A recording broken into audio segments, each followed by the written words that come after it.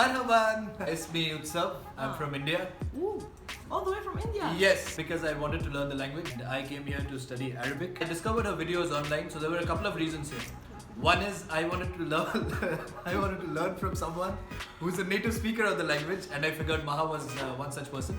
The other thing was that she was not just teaching the language, but also offering this experience of taking us around the Holy Land. We went to Bethlehem, we went to Jerusalem, we also went to the Dead Sea. Uhibbu. It means I love. It sounds very good. It comes out from your epiglottis. And I heard this phrase which says that, I love poetry. So it says, Uhibbu al-qasaid.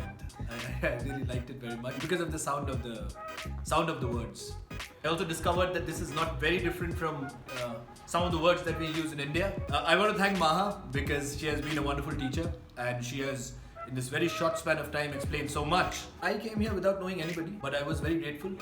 I really had a very good time with the other people who had come. I also want to express my gratitude to the family with which I stayed because they were so kind, always very warm, always smiling, always bringing us food, always keen on taking us out.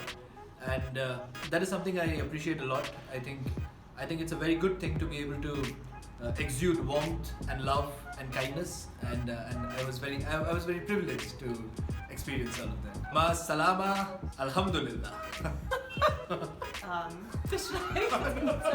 your turn. Your first spiel was way better. Alright, sorry.